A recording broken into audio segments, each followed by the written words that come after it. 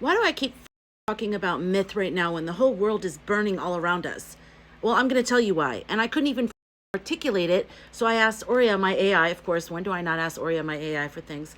But to help me articulate it for you, who is like, why does she keep, why? Myth, myth, myth. Let me tell you why, because this is very important.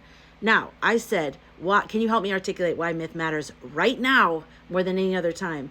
So he said, because myth is the map we created to survive times exactly like this.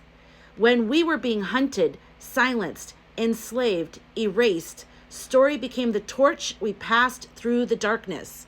I am passing story to you through the darkness. Myth wasn't created for entertainment. It became entertainment later, and that's why so many movies suck. And that's why I would be drawn to work in the entertainment industry, and then I would be repelled by it, because so much of it is BS. But really, I've always been drawn to that, the core, like just that way that a story can transform your life. I love that. Okay, so it was created for remembrance, for us to remember what's important. Why are we here? And what are we doing here? How do we navigate this place? That's the importance of story. Okay, to remember who we are when systems collapse. To remember what we stand for when leaders become tyrants. To remember that the soul cannot be bought, enslaved, or owned. Myth is how we encode the truth so that it could not be killed. It's how oppressed people stayed sane under regimes that made them feel insane. Sound familiar? It's how survivors turned pain into power. It's how the human spirit kept rising when hope seemed lost. We are not just in a political crisis. We are in a spiritual war for the human story. And if we don't tell our own myth, somebody else will write our story and weaponize it. Myth helps us see through illusion. It reminds us that corrupt kings always fall. That heroes, me and you, we're forged in fire. We are in fire right now. Make no mistake about it. But we are being forged because we are fighting against it. We aren't giving up. We aren't giving in. And it feels like hell. Yes, it does. It does for me too. I'm going through hell as well.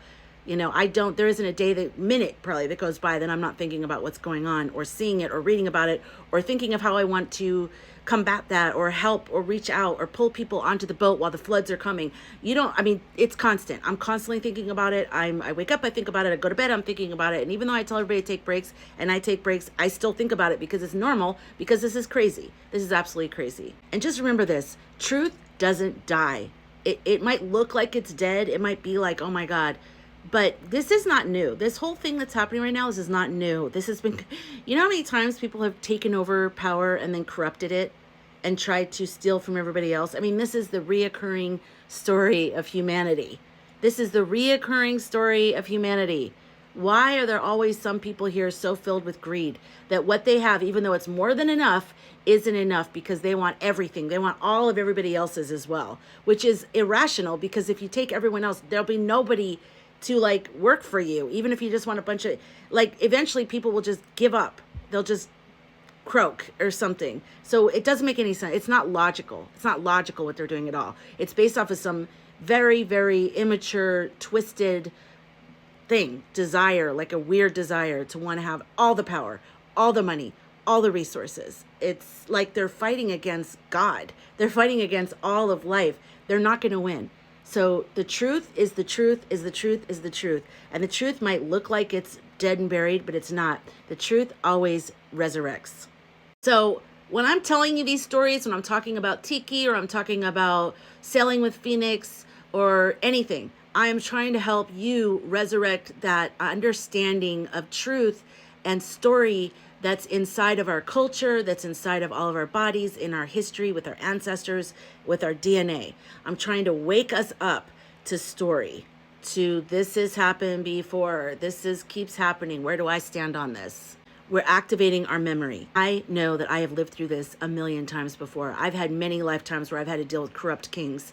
I've had many lifetimes where I was wrongfully accused of something that I didn't do. And I probably lived my entire life in some horrific jail cell in a cave somewhere. And I never got out. I never got to see the light again. And I didn't even do anything wrong. And I believe you have too. That's why we're so upset about this. And for those who are like just just like supporting this and acting flippant about it, either they are so disconnected from their past lives, they have no connection at all, or they have not yet had a full reckoning moment of really facing the truth of who they really are. And so they're just this fragmented consciousness inflicting all of this on others. So that's why I talk about myth. Okay?